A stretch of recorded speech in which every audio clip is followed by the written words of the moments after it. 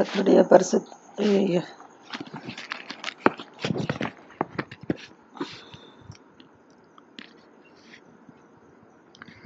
கர்த்தருடைய பரிசுத்த நாமத்திற்கு ஸ்தோத்திரம் உண்டாவதாக. நம்ம வெளிப்படுத்தல இதுவரைக்கும் நம்ம பார்த்தது பாகமம் 28வது அதிகாரம் நம்ம பார்த்துட்டு இருக்கோம். 28வது அதிகாரத்தில் என்னன்னா ஆண்டருடைய ஆசீர்வாதத்தை பற்றி பார்த்தோம். அடுத்தபடியாக ஆண்டருடைய கர்த்தருடைய வார்த்தையை சரியா பின்பற்றாதனால எப்படி சாபங்கள் வந்தது அப்படிங்கிறத நம்ம பார்த்துட்டு இருந்தோம். ஆசீர்வாதமும் சாபமும், ஏன்னா கர்த்தருடைய சத்தத்துக்கு நம்ம என்ன செய்யணும், உண்மையாய் செவி கொடுக்கணும். அவருடைய சத்தத்துக்கு உண்மையாய் செவி கொடுக்கல அப்படின்னா சாபம் வரும். கர்த்தருடைய வார்த்தைக்கு உண்மையாய் செவி கொடுத்தா ஆசீர்வாதம் வரும்னு சொல்லி நம்ம பார்த்துட்டு இருந்தோம். அந்த இதில் இப்போ தொடர்ச்சி அது ஃபுல்லாக நிற்க முடியல. எப்படி ஆசீர்வாதத்தை பார்த்தோம், சாபத்தை பார்த்தோம். அடுத்தபடியாக கர்த்தர் என்ன சொல்றாரு அப்படின்னா, இப்போ கர்த்தர் நம்மளை ஆசீர்வதிக்கிறாருன்னு வச்சுக்கிட்டோம். ஆசீர்வதிக்கும் போது நம்ம சகல பரிபூரண ஆசீர்வாதங்கள்னால நம்ம என்ன செஞ்சிருக்கோம், நிரப்பப்பட்டிருக்கோம். அப்போ பரிபூரண ஆசீர்வாதத்துல நிரப்பப்பட்டிருக்கும் போது நமக்கு மகிழ்ச்சி, களிப்பு எல்லாம் என்ன செய்யும், கிடைக்கும் போது அந்த நேரத்துல கர்த்தரை கைவிட்டுட்டோம்னு வச்சுக்கிட்டோம். இப்போ கர்த்தருடைய வார்த்தைக்கு உண்மையாக செவி கொடுத்தது 12 விதமான ஆசீர்வாதங்கள் நம்ம பார்த்தோம். அடுத்தது கர்த்தருடைய வார்த்தைக்கு கீழ்ப்படியாதனால சாபங்கள் நம்ம நிறைய பார்த்தோம். இப்போ அடுத்தபடியாக கர்த்தர் நம்மளை ஆசீர்வதித்து சகலமும் நமக்கு பரிபூரணமா இருக்கு, சந்தோஷம் சமாதானத்தோடு இருக்கிறோம்.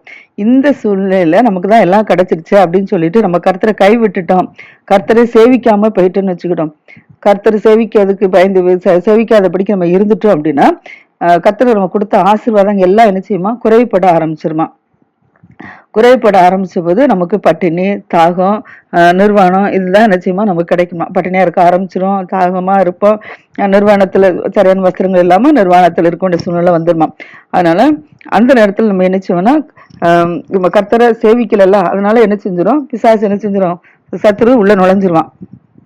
இப்ப நம்ம அப்படித்தான் நம்ம பார்த்துருக்கோம். நம்ம ஒழுங்கா வேத வாசித்து ஜெபிக்கல அப்படின்னா பிசாசு உள்ள நுழைஞ்சு நம்மள பயங்கர போராட்டத்துல அதான் கொண்டு வந்துட்டு இருக்கான். அதே போலதான் கர்த்தர் அதை தான் சொல்றாரு, என்னன்னா கர்த்தரை சேவிக்கல அப்படின்னா சத்துருக்கள் என்ன செய்யுமா, உள்ள வந்துருமா. அது உள்ள வந்தா நம்மளை எந்தெந்த விஷயத்துல எல்லாம் கர்த்தரை ஆசீர்வதித்தாரோ அந்த ஆசீர்வாதத்தை எல்லாமே சத்துரு என்ன செஞ்சிருமா, அழிச்சு போட்டுருமா. அந்த அளவுல அழிச்சு போட்டுருமா. அது எப்படி அப்படின்னா கிழவன் கூட ஐயோ கிழவன்ல அப்படின்னு சொல்லி கூட இறக்கப்பட மாட்டானோ, ஐயோ இது வாலிபன்ல அவனுக்கு இறக்கல அப்படி கூட இருக்க மாட்டானா. அப்படி கூட இல்லாதபடிக்கு என்ன செஞ்சிடனா சத்துரு என்ன செய்யறானா, அழிச்சு போட்டுறானா. அது மாத்திரமல்ல, நமக்கு தெரியாத பாசையை பேசுறவனாக ஜாதியை கர்த்தர் என்ன செஞ்சாரு, வெகு தூரத்துல இருந்து வர வச்சிருவாராம். பூமியின் கடையாந்திரத்துல இருந்து என்ன வரான், கழுகு போல வேகமாய் பறந்து நம்ம மேல என்ன செஞ்சுருவாராம், வரக பண்ணிடுவாராம். நம்மள அறியாத நமக்கு தெரியாத பாசையை பேசுறவங்கள தூரத்துல இருந்து எப்படி கழுகு பறந்து வருதோ அதே போல தூரத்துல உள்ள ஜாதிகளை கத்திரிச்சு உங்களுக்கு சத்துருக்களா நமக்கு அனுப்பிடுவாராம். அப்ப அப்படி அனுப்பும்போது அந்த ஜாதி மக்கள் என்ன செய்வாங்க அப்படின்னா நம்முடைய மிருக ஜீவன்கள் பலன், நம்முடைய நிலத்தின் கனி எல்லாத்தையும் என்ன செய்வானா, அவன் புசிப்பானா. ஆனா நம்ம அதெல்லாம் புசித்து நம்முடைய தானியங்கள், திராட்சை ரசங்கள், எண்ணெய், அந்த எல்லாம் ஆடு மாடு இதுல எல்லாமே என்ன செய்யுமா, ஒண்ணு கூட மீதியா வைக்க மாட்டானா. எல்லாமே அந்த புறஜாதி என்ன செஞ்சுறானா, அவன் சாப்பிட்டு என்ன செஞ்சுறானா, அழிச்சு போட்டுறானா. அடுத்தபடியாக நம்முடைய தேசம் எங்கும் நம்ம நம்பி இருக்கிற உயரான அனுப்பண்ட மதில்கள் நம்ம இட சுத்தி நினைச்சிரும், மதில்கள் கட்டுறோம். அந்த மதில்கள் மூலமா நினைச்சிருமா அது விழும்படியாகவும் நம்முடைய வாசல்கள் கொண்டு என்ன செஞ்சிருவானா, முற்றுகைப்பட்டுருவானா. முட்டிக்கு போட்ட மத்திரம்ல கர்த்தர் நமக்கு கொடுத்ததான நம்முடைய தேசத்தில் உள்ள வாசல்கள் எல்லாமே என்ன செஞ்சிருவானா, முற்றுகை போட்டுருவானா. அப்போ அந்த சத்துக்கள் என்ன செய்யும், நம்மளை முற்றுகை போட்டு நெருக்கும் காலத்துல உன் தேவனாய் கர்த்தர் கொடுத்த கற்ப கனியான புத்திரர் கூட மாம்சத்தை தின்னோட சொல்லுவாரு. ஏன்னா வீடு கொண்டு எல்லாம் எடுத்துருவோம், ஆஸ்திகள் எல்லாம், வயக்காடு மந்தைகள் என்னென்ன நம்ம பயிர் செஞ்சோமோ எல்லாத்தையும் அந்த அந்நியஜாதியன் பிடுங்கிட்டு எல்லாமே பிடிங்கிட்டு தனியா விடும்போது என்ன செய்ய முடியும், நமக்கு எதுவுமே கிடையாது, எந்த ஆகாரமே கிடையாது சாப்பிட்றதுக்கு. கர்த்தரை பின்பற்றும் போது சேவிக்கும் போது பல ஆசீர்வாதங்கள் இருந்துச்சு. ஆசீர்வாதம் வந்த பிறகு கர்த்தரை மறந்துட்டு கர்த்தரை சேவிக்கல அப்படின்னா இப்படி புறஜாதியான கொண்டு வந்துருவேன்னு கர்த்தர் சொல்றாரு. இந்த புறஜாதியம் என்ன செய்வாங்க, பாசையே தெரியாது. அவங்க நம்மளை எல்லாத்தையும் அழிச்சு போடும்போது அப்ப நமக்கு வேலை வாய்ப்பு கிடையாது, எதுவுமே கிடையாது, ஆகாரங்கள் இல்லைனால பசினால என்ன செய்யணுமா, தன்னுடைய பிள்ளைகளையே என்ன செய்ய மாம்சத்தை திங்க வேண்டிய சூழ்நிலை உருவாயிருமா. அப்போ அந்த அந்த மாംசத்தை திங்கிறது பிள்ளைகளோட மாംசத்தை திங்கிறது மாத்திரமல்ல, வந்து யாருக்குமே எதுவுமே கொடுக்க மாட்டான். என்னதுன்னா தன்னோட சகோதரனுக்கும் கொடுக்க மாட்டான், தன் மார்பில் இருக்கிற மனைவிக்கும் கொடுக்க மாட்டான், தனக்கு மீந்திருக்கிற தன் மக்களில் மற்ற பிள்ளைகளுக்கும் கொடுக்க மாட்டான், கொஞ்சம் கூட கொடுக்க மாட்டாராம். கொடுக்காதபடிக்கு வன்கடனா இருந்து என்ன செஞ்சிருவானா, பிள்ளைகளுடைய மாംசத்தையும் திங்க ஆரம்பிச்சிருவானாம். இப்படி இந்த அளவில் என்ன செய்யுமா, குறைவுகள் வந்துருமா. அடுத்தபடியாக நம்முடைய மார்பில் இருக்கிற புருஷன் குமாரனுக்கு தன் குமாரத்துக்கு மேலும் வன்கண்ணா இருக்கிற சுக செல்வத்தினாலும் செருக்கினாலும் உள்ளங்கால கடலில் வைக்க அஞ்சின செருக்கும் சுக செலிமுள்ள ஸ்திரீ தன் கால்களின் நடுவே புறப்பட்ட தன் 5 கொடி நிமித்தமும் தான் பெற்ற பிள்ளைகளின் நிமித்தமும் தன் மார்பில் இருக்கிற புருஷன் மேலும் தன் குமாரன் மேலும் குமாரத்தின் மேலும் வன்கடனா இருப்பாளாம். புருஷன் என்ன செய்யறான், மனைவி மேலையும் பிள்ளைகள் மேலையும் வன்கண்ணா இருந்து பிள்ளைகள் திங்குறாப்புல, யாருக்கும் கொடுக்க மாட்டாப்புல. அதே போல சுக செல்வமா வாழ்ந்த ஸ்திரீ தன்னுடைய மனைவி என்ன வச்சிடறா, தன் மார்பில் இருக்கிற புருஷனும் கொடுக்க மாட்டா, மற்ற குமாரனும் கொடுக்க மாட்டா. கொடுக்காதபடிக்கு வன்கடனா இருந்து நினைச்சவங்களாம் புசிப்பாங்களாம். இந்த அளவுல பஞ்சங்கள் வந்து சத்துருக்கள் வந்து நெருக்கி போடும்போது பஞ்சம் வந்துருமா. அடுத்தபடியாக தேவனார் கர்த்தர் சொல்றாரு, நீங்கள் பயங்கரமும் மகிமையும் பயங்கரமான நாமத்திற்கு நீங்க பயப்படும்படிக்கு இந்த புஸ்தகத்தில் எழுதியிருக்கிற இந்த நியாயபரமான வார்த்தைகள் முடியெல்லாம் நடக்க கவனமா இராவிட்டால். இப்போ முதல்ல என்ன சொல்றோம், முதல்ல வந்து கர்த்தரை சேவிக்காமல் மறந்து போனா அந்நிய தேசத்தில் உள்ள புறஜாதியன் வந்து நம்மள பாசைகளை தெரியாதவன் வந்து என்ன செய்வான், தெரியாத வந்து நம்ம சகல பரிபூர்ண ஆசைகளையும் பரிபூர்ண ஆஸ்திகளையும் பறிச்சுட்டு போயிடுவான்னு சொல்லி நம்ம பார்த்தோம். இப்போ வந்து என்ன சொல்லி பார்க்குறோம் அப்படின்னா, கர்த்தருடைய நாமத்துக்கு பயப்படாத படிக்கு இந்த வேத புஸ்தகத்தில் எழுதியிருக்கிற வார்த்தைகளின்படி நம்ம எதுவுமே நடக்க கவனமா இல்லைன்னு வச்சுக்கிறோம். வேத வசனப்படி நம்ம நடக்கணும். அப்படி நம்ம நடக்க தவறினா கர்த்தர் என்ன செய்வாருன்னா, நீங்காத பெரிய வாதைகளையும் பெரிய கொடிய ரோகங்களையும் என்ன செய்வாரா, நமக்கும் நம்முடைய சந்ததிகளுக்கும் என்ன செய்வாரா, வர பண்ணுவாராம். இப்போ எகிப்துல வந்து அவங்க இஸ்ரேல் ஜனங்கள் எகிப்துல இருக்கும்போது இஸ்ரேல் ஜனங்களுக்கு வாதை இல்லை, ஆனா எகிப்து ஜனங்களுக்கு கர்த்தர் வாதைகளை கொடுத்தார், 10 வாதை. அது இவங்கெல்லாம் கண்டாங்க, நினைச்சாங்க எல்லாம் பார்த்துட்டு தானே இருந்தாங்க. இப்போ அதை விட பெரிதான வாதைகள் என்னச்சுமா இவங்கள தொடருமா. கர்த்தருடைய வார்த்தையின்படி நடக்கல அப்படின்னா, கர்த்தருடைய சத்தத்துக்கு செவி கொடுக்கல அப்படின்னா, எகிப்துக்கு கர்த்தர் அனுப்பின வாதையை விட பெரிய வாதைகள் என்னச்சுமா வருமா. அப்போ அந்த நேரத்துல என்ன வரும், அப்போ நிறைய பேர் என்ன செஞ்சிருவாங்க, இறந்து போயிடுவாங்க. அப்படிங்கும்போது ஜனத்தொகை என்ன செஞ்சிடும், கரைஞ்சிடும். அதான் கர்த்தர் சத்தத்துக்கு செவி கொடாமல் போனதுனால கொஞ்சம் ஜனங்களா தான் நீங்க போவீங்கிறாரு. இப்போ எகிப்துல இருந்து இஸ்ரேல் ஜனங்கள் கானானுக்கு போகும்போது இப்படி எப்படி நடக்குங்கிறத கர்த்தர் மோசே மூலமா தெரியப்படுத்தி, மோசே என்ன செய்றாரு, ஓரேபில் கர்த்தர் சீனாய் வனாந்திரத்துல கர்த்தர் தரிசனம் கொடுத்தத இப்ப என்ன செய்றாரு, தன்னுடைய பின் சந்ததிக்கு அது தெரிய பண்ணும் பொருட்டாக சொல்லிட்டு இருக்காருன்னு சொல்லி நம்ம பார்த்தோம். அதேதான் இப்பவும் நம்ம பாருங்க, இதே போலதான் நமக்கு நடக்குது. இப்ப நம்ம வேத வசனம் என்ன சொல்லியிருக்கோம், இதேன்படிதான் நம்ம கர்த்தருடைய வார்த்தைக்கு செவி கொடாம இருக்கும்போது, கர்த்தரை விட்டு விலகும் போது நமக்கும் இப்ப இதே சூழ்நிலை தான் நடந்துட்டு இருக்கு. அதனால இதுல இருந்து நம்ம விடுதலை பெறணும் அப்படின்னா கர்த்தர் என்ன செய்யணும், உறுதியா பற்றி பிடிக்கணும். வேத வசனம் என்ன சொல்லியிருக்கோ அதன்படி நம்ம என்ன செய்யணும், நடக்கணும். அப்புறம் நான் கிறிஸ்டினா தானே இருக்கேன், நான் ஆலயத்துக்குலாம் போறேன்னு ஏன் எனக்கு இப்படி குறைவுகள் இருக்குன்னு நம்ம சொல்லக்கூடாது. காரணம் நம்ம இதுல ஏதாவது குறைவுபட தொடங்கிட்டோம் அப்படின்னா கர்த்தர் என்ன செஞ்சுருவாரு, நம்மளை கைவிட்டுருவேன்னு சொல்றாரு. இஸ்ரேல் ஜனங்களுக்கு சொன்னது நமக்கு சொன்னதுதான். இப்போ வந்து அது வந்து நம்ம என்ன செய்யணும், அது அப்படியே நடந்துட்டு இருக்காங்க. நம்ம என்ன செய்யணும், இதுக்கு நம்ம கர்த்தருடைய வார்த்தைக்கு செவி கொடுக்கணும், கர்த்தரை மட்டும் பின்பற்றணும். இல்லை அப்படின்னா இப்படிப்பட்டதான இது வரும்போது கர்த்தர் கைவிட்டாருன்னு சொல்லி நினைச்சக்கூடாது, சொல்லக்கூடாது. அப்போ நம்மகிட்ட ஏதோ குறை இருக்கு அப்படின்னு சொல்லி அதை ஆண்டவர்கிட்ட ஒப்பு கொடுத்து என்ன செய்யணும், என்ன குறைன்னு சொல்லி கேட்டு அதை நம்ம மனம் திரும்பி வரும்போது கர்த்தர் நம்மளை என்ன செய்வார், ஆசீர்வதிப்பார். அதான் சொல்றாரு, எங்க இப்ப சொல்ற கர்த்தர் வந்து அவள் பெருக்கத்தின் தொகையை என்ன செஞ்சிருவாரு, குறைச்சிருவேன்னு சொல்றாரு.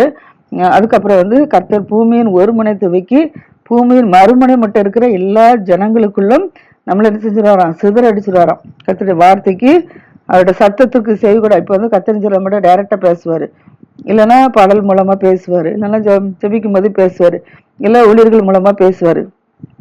அப்போ அதுக்கு நம்ம என்ன செய்யணும், கர்த்தருடைய வார்த்தைக்கு இது நமக்கு தான் அப்படின்னு சொல்லி செவி கொடுத்து நம்மகிட்ட உள்ள குறைகளை என்ன செய்யணும், ஆண்டுட்டு அறிக்கையிட்டு மனம் திரும்பணும். அப்படி நம்ம மனம் திரும்பாத பட்சத்துல கர்த்தர் என்ன செய்வாருன்னா, பூமியின் ஒரு முனை தொடங்கி மறுமுனை மட்டும் இருக்கிற எல்லா ஜனங்களுக்குள்ளும் தேவன் நம்மளை என்ன செஞ்சிருவாராம், சிதறடிச்சிருவாராம். ஜனங்களை நம்ம சிதறடிச்சு அங்கே நீயும் பிதாக்களும் அறியாத மரமும் கல்லுமான அந்நிய தேவர்களை செய். இப்ப வந்து கர்த்தர் வந்து நம்மளை சிதறடிக்கும் போது என்ன செஞ்சிடனா அந்நிய தேவர்களை சேவிக்க வேண்டிய சூழ்நிலை உருவாயிருமா. ஏன்னா கர்த்தருடைய வார்த்தைக்கு செவி கொடுக்கல, செவி கொடுக்கும்போது விசுவாசம் என்ன செஞ்சிடும், உள்ள நுழைஞ்சிடும். சத்துரு உள்ள நுழையும் போது என்ன செய்ய முடியும், நுழைஞ்ச உடனே கர்த்தரை விட்டு விலகி அந்நிய தேவர்களை என்ன செய்வாங்க, சேவிக்க ஆரம்பிச்சிடும். ஆனா அந்த ஜாதிகளுக்குள்ள உனக்கு இளைப்பாதல். அப்போ அந்த அந்நிய தேவர்களை சேவிக்கும் போது அந்த ஜாதிகளுக்குள்ள என்ன செய்யலாம், இளைப்பாதல் இருக்காதான். நம்முடைய உள்ளங்கால் தங்கி தரிக்கிறதுக்கு நமக்கு என்ன செய்யலாம், இடம் கிடைக்காதான். கர்த்தர் நமக்கு தத்தளிக்கிற இருதயத்தை கொடுத்து சோர்ந்து போகிற கண்களையும் மன சஞ்சலத்தையும் கொடுப்பாராம். கர்த்தர் வார்த்தைக்கு செவி கொடுக்கல அப்படின்னா அந்நிய தேவர்களே பின்பற்றும்படி விசுவாசம் கொண்டு போயிடுவான். அது மாத்திரமல்ல, அந்த ஜாதிகளுக்குள்ள நமக்கு என்னச்சது இளைப்பாறுதல் கிடைக்காது, உள்ளங்காலை தங்கிதற்கு இடம் கிடைக்காது. அங்க தத்தளிக்கிற இருதையும் சோர்ந்து போயிற கண்ணு மனசஞ்சலத்தான் கொடுப்பேன்னு சொல்றாரு. அதனால உன் ஜீவன் உனக்கு சந்தேகத்துல ஊசலாடுமா, நம்ம இவரோட இருப்போமா இல்ல இருக்க மாட்டோம் அப்படிங்கிற சந்தேகத்துல வச்சிருமா, ஊசலாடுமா. அதனால உன் ஜீவனை பற்றி நம்பிக்கை இல்லாம இரவும் பகலும் திகில்னா என்னது, பயம். இரவும் பகலும் ஏன்னா நமக்கு தத்தளிக்கிற இதே வந்துச்சு, சோர்ந்து போகிற கண் மனசஞ்சலம் இருக்கும்போது நம்ம ஜீவனோட இருப்போமா இருக்க மாட்டோமா அப்படிங்கிறதுல இரவும் பகலும் என்ன செய்யுமா, நமக்கு பயம் உண்டாயிருமா. அப்போ பயப்படும் போது இருதயத்தில் திகில்னாலும், நம்ம இருதயத்துல கவலைகள் திகில் பயம் வரும்போது நம்ம கண் காணும் காட்சினாலும் விடியற் காலத்துல எப்போது சாயங்காலம் வரும்னு சொல்லியும் சாயங்காலத்து எப்பொழுது விடிய காலம் வரும் அப்படின்னு சொல்லி என்ன செய்வோம்னா சொல்லுவோமா. அதனால இனி நீ காணாதிருப்பா என்று நான் உனக்கு சொன்ன வழியா. கர்த்தர் என்ன செஞ்சாரு, இஸ்ரேல் ஜனங்களை எகிப்துல இருந்து காணான்னு கழிச்சிட்டு வர்றாரு. அப்ப அவரு சொல்றாரு, நீங்க இனி என்ன செய்ய மாட்டீங்க, எகிப்தை காண மாட்டீங்க, நான் உங்களுக்கு பாலும் தேனை ஓடுற தேசத்துக்கு நான் கொண்டு வரேன்னு சொல்றாரு. ஆனா இப்ப வந்து கர்த்தர் வார்த்தைக்கு செவி கொடுக்கல, அந்நிய தேவர்களை பின்பற்றும் போது இனி காணாதிருப்பாய் என்று சொன்ன எகிப்துக்கு நீங்க என்ன செஞ்சிருவீங்க, நீங்க கப்பல் வழியா நினைச்சிருங்க எகிப்துக்கு போகப்படுவீங்க. அங்க அவங்க நினைச்சுவாங்க, அவங்க வந்து உங்களை சத்துருக்களா நினைச்சு வேலைக்காரிகளாகவும் நீங்க என்ன செய்வீங்க, அங்க விற்கப்படுவீங்க அப்படின்னு சொல்ற. வேலைக்காரிகளும் விற்கப்படுவீங்க. ஆனாலும் உங்களை கொல்லுவார் இல்லாதிருப்பாங்க. ஆனாலும் உங்களை தேடக்கூடிய நபர்கள் யாரும் கிடையாது, வேலைக்காரங்களா தான் எடுக்கிறாங்க. ஆனாலும் அது கூட கிடைக்காதான், அந்த அளவுல நீங்க கஷ்டப்படுங்கன்னு சொல்றாரு. இப்ப இதுல நம்ம என்ன பார்க்கணும்னா, இதே போல நம்ம கர்த்தருடைய வார்த்தைக்கு நம்ம செவி கொடுக்கல அப்படின்னா நம்ம விட்டு வந்து இப்ப அநேகர் பிரஜாதியில இருந்து கர்த்தரை ஏற்றுக்கொண்டு வந்திருப்பாங்க. இங்க ஏற்றுக்கொண்டு வந்தவங்க திரும்ப மக்கள் என்ன செய்வாங்க, அந்நிய தெய்வத்தை என்ன செய்வாங்க, திரும்ப அப்படியே சாய முடியா விளக்கிடுவாங்க.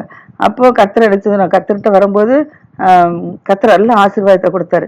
அந்த ஆசீர்வாதத்தை விட்டு நம்ம விலகி திரும்ப அந்நிய தெய்வத்துக்கு போகும்போது கர்த்தர் கொடுத்த ஆசீர்வாதம் எல்லாமே என்ன செஞ்சிடும், பறிக்கப்பட்டுரும். அப்ப பறிக்கப்பட்ட போது என்ன செய்யும், நமக்கு பயல் தீகெல்லாம் வருது. இந்த நேரத்தில் திரும்ப ஆசீர்வாதத்தை தேடி என்ன செய்யாது, கிடைக்காது. அதான் எகிப்து ஜனங்களுக்கு எகிப்துல இருந்து இஸ்ரேல் ஜனங்களுக்கு வரும்போது மோசே மூலமா கர்த்தர் சொன்னது. அது இப்ப வேதத்துல உள்ளதெல்லாம் நமக்கு தானே. அதனால நமக்கு நம்ம இப்படிதான் சூழ்நிலை நம்ம கஷ்டங்களை அனுபவிக்கிறைய, என் ஆசீர்வாதம் எல்லாம் பறிக்கப்பட்டுச்சு, ஏன் இப்படி குறைப்பட தொடங்கிட்ட, கர்த்தரை பின்பற்றினாலதான் இப்படி ஆயிட்டு அப்படின்னு சொல்லி அநேகர் நினைச்சுறாங்க, முறுமுறுக்குறாங்க. இப்படிலாம் முறுமுறுத்தா இதே சாபம் வரும். அதனால நம்ம நினைச்ச கூடாது, கர்த்தரை முறுமுறுக்க கூடாது. கர்த்தருடைய வார்த்தைக்கு அப்படி என்ன செய்யணும், செவி கொடுக்கணும். கர்த்தருடைய கட்டளைக்கு என்ன செய்யணும், செவி கொடுக்கணும். கர்த்தருடைய கற்பனைக்கு என்ன செய்யணும், செவி கொடுக்கணும். அந்த வேதத்துல என்ன வசனம் என்ன சொல்லியிருக்கோ அதை வாசித்து நம்ம கர்த்தருக்கு பயந்து நம்ம வாழும்போது, அந்நியர்கள் பாருங்க அந்நிய தெய்வத்தை அப்படி பயப்படுறாங்க. ஆனா கர்த்தருடைய பிள்ளைகளுக்கோ பயப்படுற பயம் இல்லை. நம்ம வந்து கர்த்தருக்கு எவ்வளவுக்கு நம்ம பயந்து நம்ம வாழ்றோமோ அவ்வளவுக்கு அவ்வளவுதான் நமக்கு நம்முடைய ஆசீர்வாதங்கள் பறிக்கப்படாத படிக்கு மேலும் மேலும் கர்த்தரை ஆசீர்வதிப்பார். ஏன்னா இதுல நம்ம எதெல்லாம் குறைப்பட்டிருந்தோமோ அதுல நம்ம வந்து திருந்தி வாழும் போது நம்ம கர்த்தர் நிச்சயவர் ஆசீர்வதிப்பார். அடுத்தபடியாக உபாகமம் 29வது அதிகாரம் 29வது வச்சுன்னா, ஓரேப்ல இஸ்ரேல் புத்திரோட பண்ணி கொண்ட உடன்படிக்கை அல்லாமல். இப்ப கர்த்தர் என்ன செஞ்சாரு, ஓரேப்ல இருக்கும்போது இஸ்ரேல் புத்திரோடு நிறைய உடன்படிக்கை என்ன செஞ்சாங்க, பண்ணாரு. அந்த உடன்படிக்கை பண்ணது அல்லாதபடிக்கு மோவாப் தேசத்திலையும் கர்த்தர் என்ன செஞ்சாரு, அவங்களுக்கு உடன்படிக்கை பண்ண கர்த்தர் மோசேக்கு கட்டளையிட்ட வார்த்தைகள். மோவாப் தேசத்திலையும் நீங்க இப்படி இருக்கணும் அப்படின்னு சொல்லி என்ன செஞ்சாரு, கர்த்தர் வந்து உடன்படிக்கை பண்ணார். அந்த வார்த்தைகள் என்ன அப்படின்னு சொல்லி நம்ம பார்ப்போம். அது வந்து என்ன அப்படின்னா, அந்த உடன்படிக்கை வார்த்தைகள் என்ன அப்படின்னா, மோசே இஸ்ரவேல் எல்லாரையும் என்ன செய்றாரு, வரவழைக்கிறார். இஸ்ரவேல் எல்லாத்தையும் வரவழைச்சு அவர் எனக்கு சொல்றாரு, எகிப்து தேசத்தில் உங்கள் கண்களுக்கு முன்பாக பார்வோனுக்கும் அவனுடைய எல்லா ஊழியக்காரருக்கும் பார்வோனுடைய தேசம் முழுவதும் நடந்தது எல்லா சோதனைகள் அடையாளங்கள் அற்புதங்கள் எல்லாரும் நீங்க என்ன செய்யுங்க, கண்ணால நீங்க கண்டீங்க. ஆயிலும் கர்த்தர் உங்களுக்கு உணரத்தக்க இருதயத்தையும் காணத்தக்க கண்களையும் கேட்கத்தக்க காதுகளையும் இந்நாள் வரைக்கும் அவர் சில கொடுக்கலங்கிறார். ஏன்னா எகிப்துல இப்படிலாம் பலவிதமான சோதனைகள் நடந்தது, பெரிய அடையாளங்கள் அற்புதம் நடந்தது, எல்லாமே நீங்க என்ன செஞ்சீங்க, கேட்டுக்கொண்டு தெரிஞ்சீங்க, உங்க கண்ணால பார்த்தீங்க. ஆனாலும் உங்களுக்கு என்ன செய்ய உணரத்தக்க இருதயம் இல்லை. அதை உணர்ந்தும் அதுக்கு கத்துக்கு பயப்படுற பயம் இல்லைல்ல, அதனாலதான் உணரத்தக்க இருதயம் இல்லைங்கிறாரு. காணத்தக்க கண்கள் அதெல்லாம் கண்டும் காணாதவர்கள் போல இருக்காங்களோ அதான் சொல்றாரு. காணத்தக்க கண்கள் இல்லை, கேட்கத்தக்க காதுகள், அங்க எல்லாம் கேட்ட இதெல்லாம் நடந்தும் திரும்ப நீங்க அந்தபடி இல்லாத இருக்கலாம்னு சொல்றாரு. கேட்கத்தக்க காதுகளையும் இந்நாள் வரைக்கும் கர்த்தர் என்ன சொல்ல உங்களுக்கு கொடுக்கல அப்படின்னு சொல்லி மோசே சொல்றாரு. சொல்றாரு, கர்த்தராகிய நான் உங்கள் தேவன் என்று நீங்கள் அறிந்து கொள்ளும்படிக்கு, கர்த்தர் தான் மெய்யான தேவன் என்று சொல்லி நீங்க அறிந்து கொள்ளும்படிக்கு கர்த்தர் என்ன செஞ்சாரு, 40 வருஷம் உங்களை என்ன செஞ்சாரு, வனாந்தத்தில் நடத்தினார். உங்கள் மேல் இந்த வஸ்திரம் என்ன செய்யல, பழசா போகல. இப்ப அடுத்தது எகிப்துல இருந்து இஸ்ரேலுக்கு வரும்போது 40 நாள்ல வர வேண்டிய பிரயாணத்தை இவங்க கீழ்ப்படியாம கர்த்தருக்கு விரோதமா முறுமுறுத்ததுனால எங்களுக்கு அது இல்லை இது இல்லைன்னு சொல்லி எல்லாம் முறுமுறுத்தாங்க. ஆனா அவங்க அங்கிருந்து எகிப்துல இருந்து கிளம்பி 40 வருஷங்கள் வந்தாலும் அவங்க போட்டிருக்க வஸ்திரம், அவங்க எங்க போய் கடையில எடுக்க போனாங்க, ஒன்னும் எடுக்க போல. அவங்க போட்டிருந்த வஸ்திரம் பழசா போகவும் இல்லை, அவங்க காலில் போட்ட பாதரட்சை பழசா போகவும் இல்லை. 40 வருஷம் ஒரே வஸ்திரங்கள், ஒரே பாதரட்சியை போட்டிருந்தாங்க. ஆனாலும் அவங்களுக்கு என்ன செய்யல, அந்த வஸ்திரங்கள் கிளியலை, செருப்பு பியலை, சும்மெல்லாம் அவங்க மேல கிடையாது. அந்த அளவுல கத்தறிஞ்சார் அவங்கள கொண்டு வந்தாரு. அது மாத்திரமில்ல, அவங்களுக்கு அப்பம் சாப்பிடவும் இல்லை, திராட்சசும் அதுவும் குடிக்கவும் இல்லை. அந்த அளவுல என்ன செஞ்சாரு, கத்தர் மண்ணாவனால கொடுத்தாரு, இறைச்சினால கொடுத்து அவங்களை என்ன செஞ்சாரு, கொண்டு வந்தாரு. அவங்க அது திராட்சை எதுவுமே குடிக்கல. கத்தர் மண்ணாவினாலையும் காடையெல்லாம் கொடுத்து அவன் இறைச்சினாலும் கொடுத்து அவங்களை போஷித்து வழி நடத்தி வந்தார். அதுதான் சொல்றாரு. அடுத்தல இதே போலதான் நம்மளோட கர்த்தர் நினைச்சு உடன்படிக்கை பண்ணினார்னா அந்த உடன்படிக்கை நம்ம என்ன நிறைவேற்றும் போது கர்த்தர் நமக்கு எந்த குறைவு இல்லாதபடி கர்த்தர் நினைச்சு ஒரு இடத்த எப்படி இஸ்ரேல் ஜனங்களை வனாந்திரத்துல நடத்தி கொண்டு வந்தாரோ அதே போல நம்ம பாடுகள் மத்தியில இப்ப வாழ்ந்து கொண்டிருக்கலாம். ஏன் எனக்கு இந்த பாடுன்னு சொல்லி கேட்கணும் தேவையில்லை. பாடுகள் மத்தியிலையும் கர்த்தர் நமக்கு நினைச்சு வர இஸ்ரேல் ஜனங்களை எப்படி வழி நடத்திருந்தாரோ அதே போல் நம்மளும் நினைச்சு நமக்கு எந்த குறைவில்லாதபடிக்கு நடத்தி கொண்டிருக்காரு. அப்ப ஏன் எனக்கு இந்த பாடுகள்னு சொல்லி நினைச்ச கூடாது, முறுமுறுக்க கூடாது. பாடுகள் மத்தியில் நம்ம ஆசீர்வாதமா வச்சிருக்காரா, நல்லா வச்சிருக்காரு, அதைத்தான் நம்ம யோசிக்கணுமே தவிர நம்ம என்ன சொல்ற குற்றப்படுத்தக்கூடாது. அடுத்தபடியாக கர்த்தர் சொல்றார், நீங்க இவ்விடத்திலிருந்து வந்தபோது எஸ்போனின் ராஜாவாகிய சீகோனும் பாசான் ராஜா ஓகும் நம்மோட யுத்தம் செய்ய புறப்பட்டாங்க. இவர் சொல்றாரு, இஸ்ரேல் ஜனங்கள் எகிப்து வந்து பாலந்தீன ஓடுற தேசத்துக்கு வரும்போது எஸ்போன் ராஜாகிய சீகோனும் பாசான் ராஜா ஓகும் என்ன செய்றாங்க, இஸ்ரேல் ஜனங்களோடு என்ன செஞ்சாங்க, யுத்தம் பண்ணாங்க. யுத்தம் பண்ணதுனால கர்த்தர் அவர்கள் என்ன செஞ்சாரு, முறியடிச்சு அந்த தேசத்தை என்ன செஞ்சாரு, இவங்களுக்கு சுதந்திரமாக்கி கொடுத்தாரு. அந்த தேசத்தை யாருக்கு, ரூபனுக்கும் காத்தியருக்கும் மனாசேன் பாது கோத்திரத்துக்கும் சுதந்திரமாக மோசே என்ன செஞ்சாரு, பிரிச்சு கொடுத்தாரு. இது வந்து யோர்தானுக்கு இந்த பக்கத்துல, அப்புறம் யோர்தானுக்கு அந்த பக்கத்துல மற்ற 9 கோத்திரத்துக்கு என்ன செஞ்சாரு, அவங்க எதிராளிகள் நிறைய 7 விதமான ஜாதிகள் பார்த்தோம்னா கானானியர், ஏவியர், எபுசியர், கிர்காசியர், அமோனியர், இப்படிப்பட்ட 7 விதமான ஜாதிகளே கத்தறிஞ்சார துரத்தி எடுத்து விட்டுட்டு அந்த தேசத்தை அவங்க நட்ட திராட்சை தோட்டம், அவங்க செஞ்ச விவசாயங்கள், அடுத்தவள அவங்க வீடு, அவங்க மாடு எல்லாம் அவங்களை துரத்தி விட்டுட்டு இவங்களுக்கு என்ன கர்த்தர் கொடுத்தாரு. அதான் நடாத தோட்டங்களையும் கட்டாத வீடுகளையும் கர்த்தர் என்ன செஞ்சாரு, கொடுத்தாரு. அந்த அளவு அவங்களை என்ன செஞ்சாரு, ஆசீர்வதித்து வச்சாரு.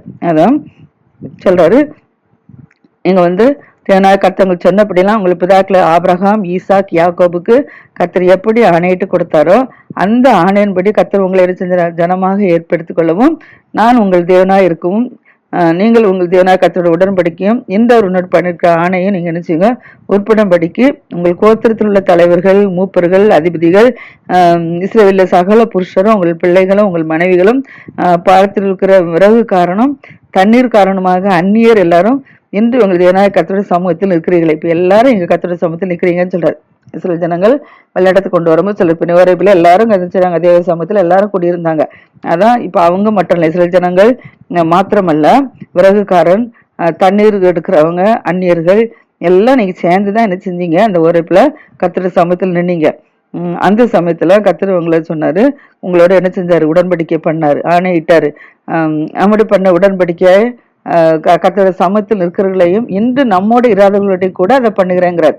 முந்தி அந்த உரைப்புல கர்த்தருடைய சன்னிதானத்தில் இருந்தவர்களோட இன்று இங்கே நம்மோட இராதவர்களுடைய கூடயும் உடன்படிக்கை. இப்போ நிறைய கத்தோடு இல்லாதவங்க அதுக்கப்புறம் பிறந்த பிள்ளைகளும் இருக்காங்களா, அப்போ அவங்களாம் அந்த இடத்துல இல்லை. அப்போ அவர்களோட சேர்ந்துதான் உடன்படிக்கை பண்றாருன்னா அந்த உடன்படிக்கை இப்போ நம்மளோட சேர்ந்து பண்ற அர்த்தம்.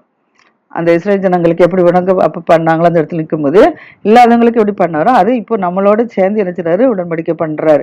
அதுவும் சொல்றாரு, எகிப்து தேசத்தில் குடியிருந்ததையும் கடந்து வந்த இடங்களில் இருந்த ஜாதிகள் நடுவில் கடந்து வந்தையும் நீங்கள் அறிஞ்சிருக்கீங்க எல்லாம். இப்போ நம்மள என்ன சொல்றாருன்னா, நீங்க எப்படி இந்த விக்கிரகத்துல இருந்து நீங்க பின்பற்றி வந்து எல்லாத்தையும் கடந்து எடுத்து வந்து கர்த்தருடைய சமத்தில் வந்தீங்களோ அது என்னது அருவறுப்பு, விக்கிரகங்கள் வந்து அருவறுப்பு. அந்த அருவறுப்புகளும் அது மரமும் கல்லும் வெள்ளியும் பொண்ணுமான நரகலான தேவர்களை கண்டிக்கல. அந்த விக்கிரகங்களை வச்சு சொல்றாரு அது அருவறுப்பு. ரெண்டாவது என்னது, மரத்தினால கல்லாலும் வெள்ளியாலும் பொன்னாலும் அது நினைச்சது செய்யப்பட்டிருக்கு. அது நரகலான தேவர்கள்னு சொல்றாரு. அதெல்லாம் நீங்க நினைச்சிருக்க இது வரைக்கும் கண்டீங்க. ஆகையால் அந்த ஜாதிகள் தேவர்களை சேவிக்க போகும்படி இன்று நம்முடைய தேவனாய கர்த்தரை விட்டு அகலுகிற இருதயம் இல்லை. ஒரு புருஷனா இருந்தாலும் சரிதான், ஸ்திரீயா இருந்தாலும் சரிதான், குடும்பமா இருந்தாலும் சரிதான், கோத்திரமா இருந்தாலும் சரிதான், உங்களை இல்லாதபடிக்கு நஞ்சையும் எட்டியும் முளைப்பிக்கிற யாதொரு வேறு உங்களை இல்லாதபடிக்கு பாருங்கிறார். அந்த விக்கிரகத்துல இருந்து நீங்க வச்சு பின்பற்றி எடுத்து விலகி வந்தீங்க. ஆனா இப்ப இஸ்ரேல் ஜனங்கள் சொல்றது நமக்கு சொல்றதுன்னு சொல்லியாச்சு, அதுல போட்டாச்சுல. இன்று இங்கே நம்முடைய இராதவர்களுடைய கூட அதை பண்ணுறேன்னு சொல்றாரு. அப்ப நம்மளோட சேர்ந்து கத்தின உடன்படிக்கை பண்றாரு. என்னன்னா நம்ம அந்நிய ஜாதிக்கு நினைச்சக்கூடாது, அதை விட்டுட்டு வந்தாச்சு. திரும்ப மீண்டும் நினைச்சக்கூடாது, அந்த அந்நிய ஜாதி நினைச்சக்கூடாது, பின்பற்றக்கூடாது, அங்க போகக்கூடாதுன்னு சொல்றாரு. அதுதான் நம்ம இருந்தாலும் தான் நம்முடைய மனைவி பிள்ளைகள் இப்படி யாரா இருந்தாலும் அங்க நினைச்சக்கூடாது, சேவிக்க போகாதபடிக்கு நீங்க பாருங்கிறார். அதுல அப்படிப்பட்டவர்கள் என்ன செய்வாங்கன்னா கர்த்தர் நினைச்சாரா அழிக்கிறதுக்கு சித்தமா இருக்கிறாரா, அவருக்கு மேல கர்த்தருக்கு கோபம் வரும், எரிச்சல் வரும். அதனால வானத்தின் கீழே கூட நம்ம பேர் இல்லாதபடிக்கு அழிஞ்சு போக பண்ணுவேன்னு சொல்றாரு. இப்படி நியாயமான வஸ்தத்துல இருக்கிற சாபங்கள் எல்லாம் நம்ம மேல இருந்துச்சு வந்து பழிக்குன்னு சொல்றாரு. அதனால நம்ம இதுக்கு இடம் கொடுக்காதபடிக்கு நம்மளை பார்க்கணும். அப்போ நமக்கு கர்த்தர் நினைச்சுவாரு, உங்களுக்குள்ள எழுமி தலைமுறையான உங்கள் பிள்ளைகளையும் தூரதேசம் வர அந்நியரும் இந்த தேசத்துக்கு வருகிற வாதைகளையும் நோய்களையும் நீங்கள் காணும் போது கர்த்தர் கோபத்தினால சோதங்குமார பட்டணத்தை எப்படி அழிச்சு போட்டாரோ அதே போல கந்தகத்தினால நம்மளை அழிப்பேன்னு சொல்றாரு. இதுக்கிடம் கொடுக்காதபடிக்கு நம்ம பாதுகாத்துக்கொள்ளணும். கர்த்தர் தான் நம்ம ஆசிரியப்பாராக.